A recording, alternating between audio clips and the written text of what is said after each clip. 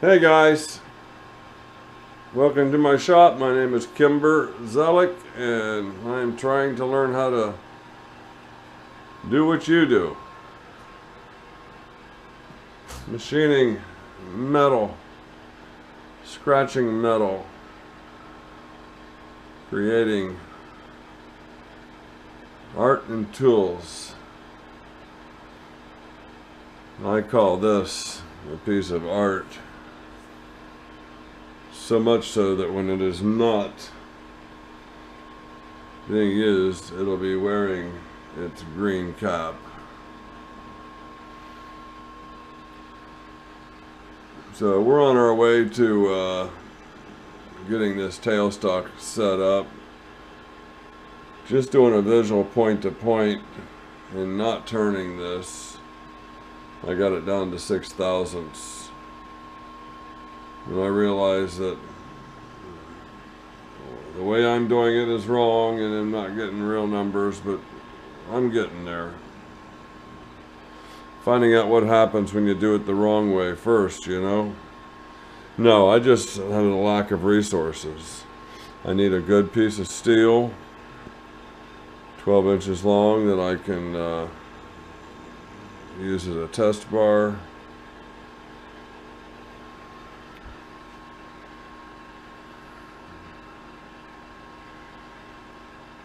I do have things. Okay, finally. There's nothing to see on that roughing one anyway. If you look closely here, I got a little material out of this, but I'm going to go back in with the roughing tool because I think there's quite a bit to take out of here. And first I was thinking, well, I just need to just do a light skim, but it's going to take more than that. So I got it cleaned out, and I got a MT3 taper sleeve blued up. So we're going to see if I can get this in the camera stand while we're talking here. It's not too much trouble. There we go. So let's back this up here. Straighten that up there. And go ahead and shove this in there. I got a live center hooked up in there right now.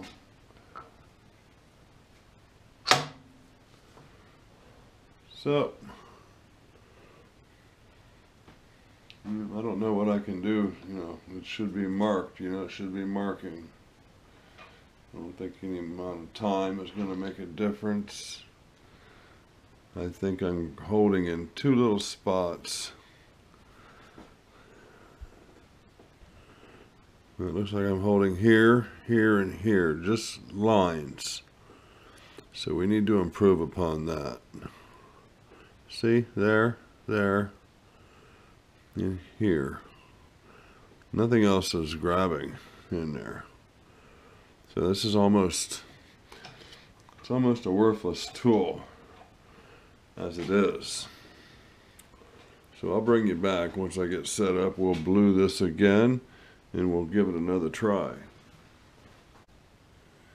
Okay, I'm hearing shit I don't need to hear. I got this oiled up. I also oiled up the number 13 Jarno. I didn't oil it up, I marked it up with some die cam.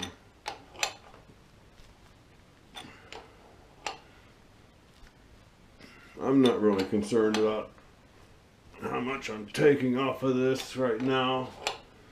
I just want to be getting something.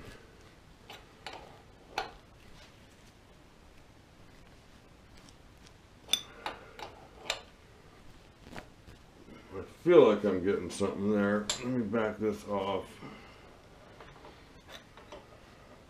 And back this out. Of course, I'm not going to back it out. I'm turn it out the way of tightening. And I really don't see any cuttings on here at all. I don't know if they're being left inside there.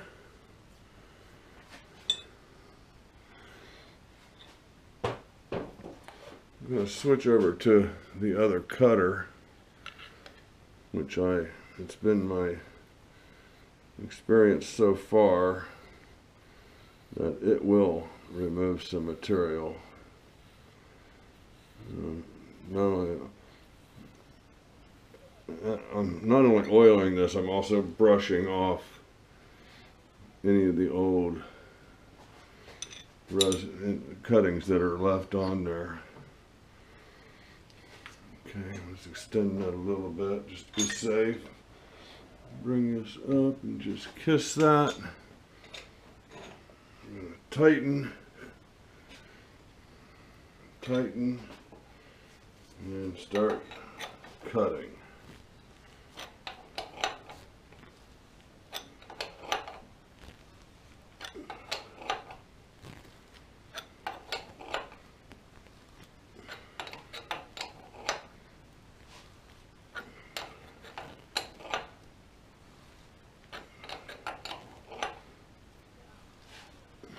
In the beginning, I was really babying this, but I'm cutting into some hardened material, 80 years old.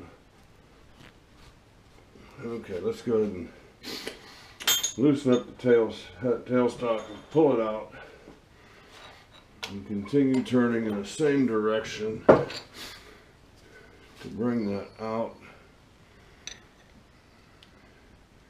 And I am getting some cutting right here. I got all the way up to here. Getting about two. I'm getting pretty good coverage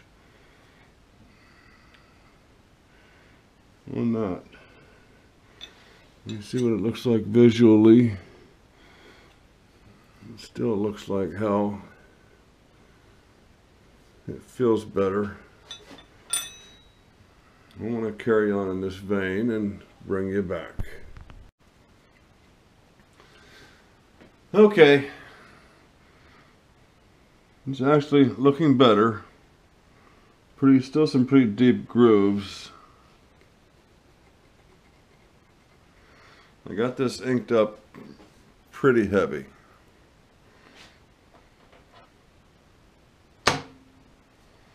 So you wait a half hour, wait 10 seconds. I think if it's going to mark, it would already have marked. So let's bring it out and see what kind of...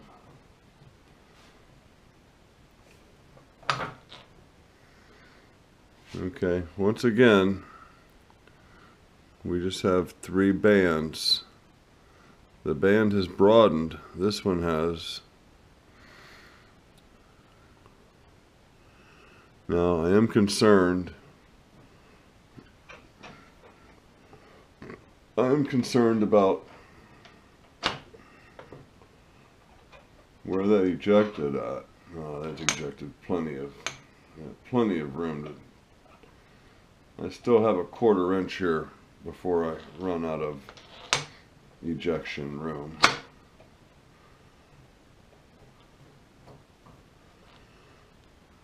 Yeah. So this is broadened. That may have broadened. So we're getting a little, we just have a lot of work to do. I'm going to try the roughing tool again and see if that doesn't bring me any more luck or any better results. Okay, we've done a little more. I'm gonna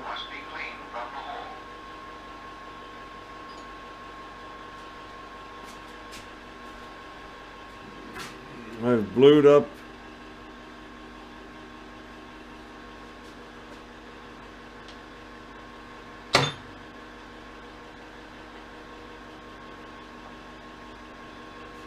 well, I just hope to make some progress.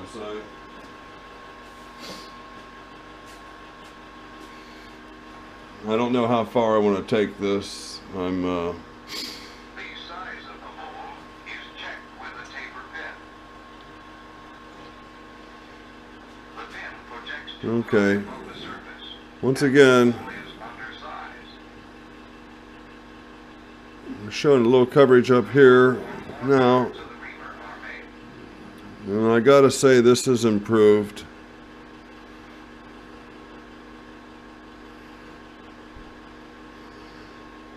Well, it feels a heck of a lot better in there. I'm gonna stop there, go through your comments, and seek any advice that might be given there. Now, we're going to check this ring, the marking on this, on the number 13, and I'm not sure where I can put the camera at, where it's going to be safe.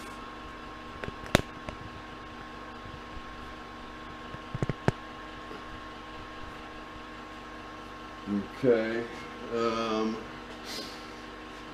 jacket I'm wearing has to come off for this. Here is a case where taper pins are used as dowels. So bear with me just a moment. And I will explain. The blueprint shows the size of the dowel pins and their location in both sides of the split bearing. My glasses back on. Okay, what I did is laid my sweatshirt up here to catch that thing.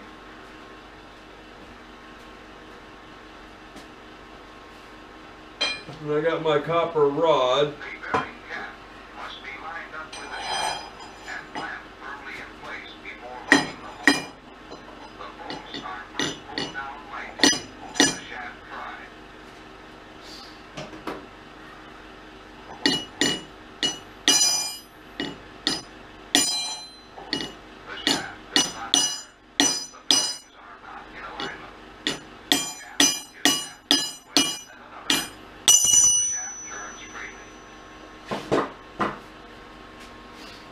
Just takes the right hit,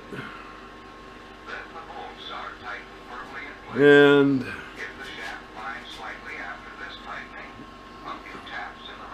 we seem to have pretty good coverage here. Actually, I'm seeing coverage from here to here. Where are we at? I'm seeing good coverage from here to here. Yeah, from here all the way up. Kind of surprises me.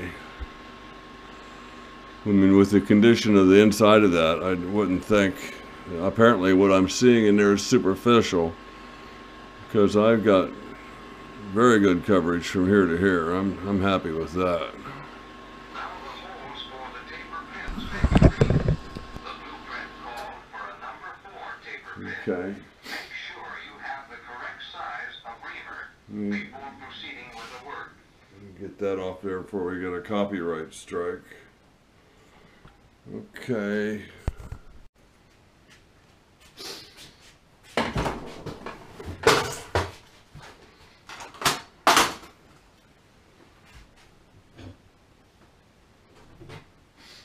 Well, I'm sure I've done no harm. I would like to see the coverage on this that I got on this one. This one is excellent all the way around, all the way the whole length. It's making contact. And of course you heard me driving it out. Of course, I could have been babying it with the hammer, right? Here I am apparently only getting 3 points of contact. Now this one is getting wider, slowly. But I think I just need to get a little more aggressive. Go in with the roughing reamer, a lot heavier, and obviously finish it off with, I wonder where that reamer is. Oh, it's sitting in the oil. The finish reamer. So here's my reamer, my Morris Taper number 3 cleaner, wiper.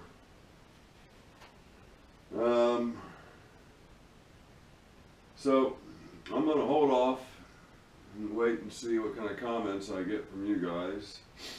A couple weeks ago, or a week ago or so, I noticed that my files, Simon's Uncut USA lathe, and I've since learned that there are files made specifically for the lathe. And I am very fortunate to own 2 of them. They are both the same size. They have safe edges on both sides, and the cut, the angle here is much greater than a regular file. A regular file might be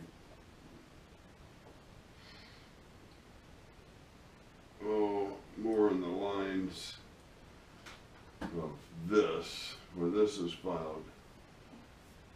Much greater angle, and it truly does make a huge difference. If you have a chance to get a lathe file, do so. I was very impressed with the difference. That's going to be it for tonight. It's not even midnight yet, and I'm ready to wrap it up. So damn. Now the old me, sleepy me, I would have sat here and dozed off for 10 minutes in the chair, got up with an idea, and gone for 6 more hours. But we're not going to do that. We're going to go in, upload this video, probably fall asleep in the process. No, that's the old me. I love my machine. It is just so freaking cool. I had a car close to this color one time. A Geo Metro. We had to have 2 of them actually, because we went to the drive-in once and we found we didn't have enough room, so we bought another one. I had the XFI, which was just a steering wheel and a stick shift. And I got 58 miles to the gallon, little 3-cylinder. And one Christmas I picked up a Christmas tree and had to leave the hatchback open. I couldn't get over 45 miles an hour on the highway because of the resistance. Probably lucky I didn't blow the engine up. Sold one of those engines to a fellow in Pleasant Hill, California, and his name was Kim. And at the time, I lived in Pleasant Hill, Ohio, and obviously my name was Kim. He had a picture of his son holding the motor, as well did I. A strange bunch of coincidences that added up to nothing. One kind of humorous note is I had a brand new, old stock, whatever, spare tire. Full-size spare tire, sold on eBay at auction for over $100, I think it was like $110. You could go to one of the internet tire stores and buy one for $60. God knows what's going on in this world. Okay, Please like and subscribe. Tell a buddy. Bring a friend. If you have any help, advice on these reamers, give me a holler. I'd really appreciate it. I feel good that I'm, advancing the cause, And I feel really good that I didn't have to touch that number 13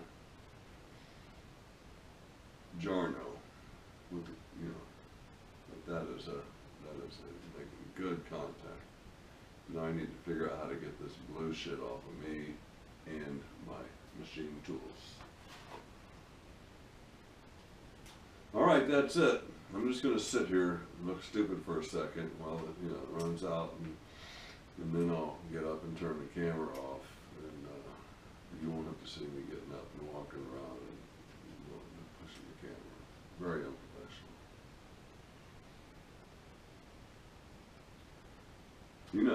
There might be, let's see if this takes it off. There might be and they probably already have this, somebody who, if you did a video, and you could just upload the raw footage to somebody, and they could make it, look like this old Tony or Avon 70, whatever it is. I just don't have the will or the knowledge to produce something like that. And I thought about having like an introduction video like Dave M. And every time I try to do one, it just looks like Dave M, a cheap imitation of Dave M. I think I found something that's going to take this stuff off. So far, so good. This thing here was expensive, and I am so happy to have it. Truly,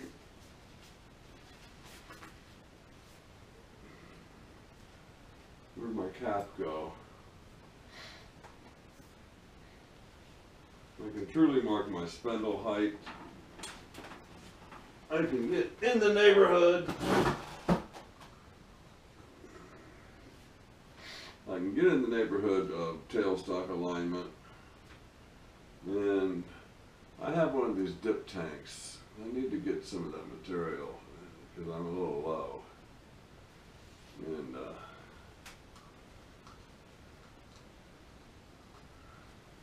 it'll come in handy when I'm sharpening end mills on the KOD tool cutter grinder.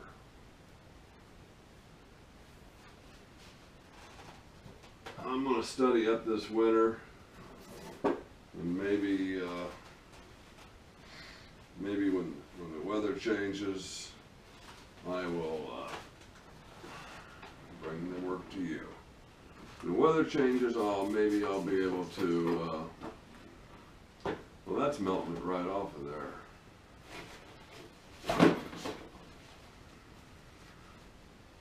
And that's doing a fine job. I think this more is coming off of my towel than anything. So let's get rid of that. And let's just soak this down. I don't want to get it in the bearings of this.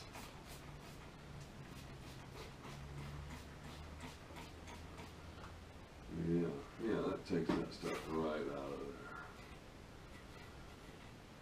There's probably a less, something not quite as harsh and do the same job.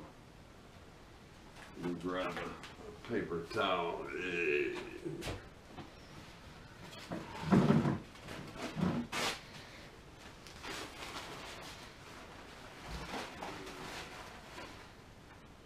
spent the night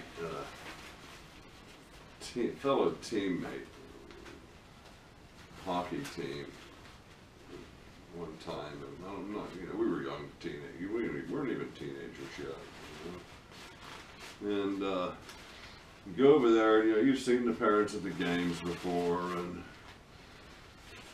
all the niceties, and you know, we sneak in a 6-pack of Budweiser, and pretty soon it's time to go to bed. And we go outside to the backyard in the lawnmower shed, which was pretty big. It had a second story. And that's where he lived.